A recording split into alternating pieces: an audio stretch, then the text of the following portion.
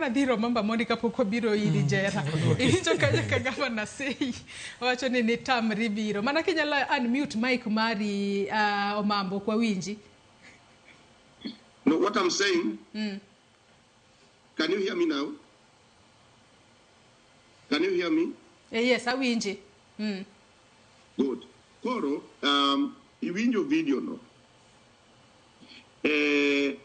Ka governor wacho ni no loso chai mopoto, ye strong tea, kasto gonyo gi.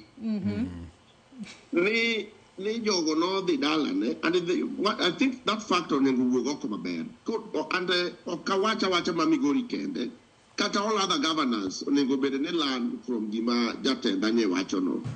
Number one, a private home mara governor kopogore gi state house. Kane luongo no ni state house, tingene man official. To private home mar ngato to kori ngene nyaka okonyal nyakuluongi luonga maber invitation. Then number two, governors wagi wigi will ni nitie gimi luongo ni CIDP, County Integrated Development Plan. We governors wagi will ni nitie gimi luongo ni ADP, Annual Development Plan. Now, Joyce, kuri wane CIDP ni the Annual Development Plan cast chop code budget. County Integrated Development Plan and document mutingo dongruoge ma county detimo the whole 5 years. County Annual Development Plan and document mutingo dongruoge ma county detimo in a whole financial year.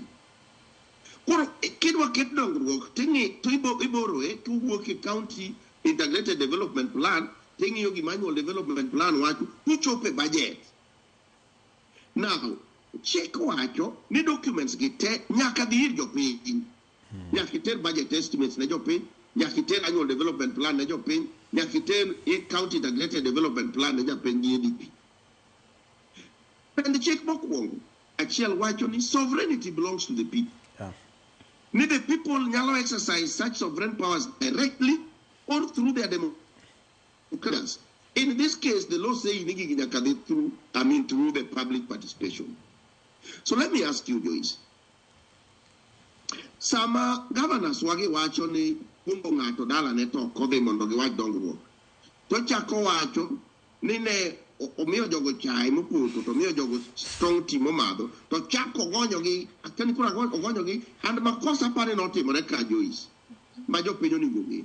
Mondo samine no governor wacho ni no chako gonyo MCAs mano dhi irgi. Sami gonyo MCA manigi msara maro over 200,000, to yath to samoro onge osiptal. Anyo chalet na ko ngadi sitima nyaka ne nyithindo ma ICU ma de onge mheshimiwa Opiyo Wandayi mane governor wuoyo go dikoro nyithindo 300 oset.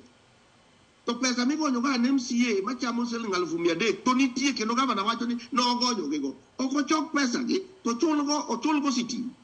I mean really magi gik makwa kwero governors to giwacho ni wang'wa tek. Pi onge mamiyo moro monyuolo hospital to wuotho gi remo kaluwe kama koting'o kube. Tinde gi gik ni kidhi hospital tipenjo ni in gi tissue tigo te. In gi pilo tigo te.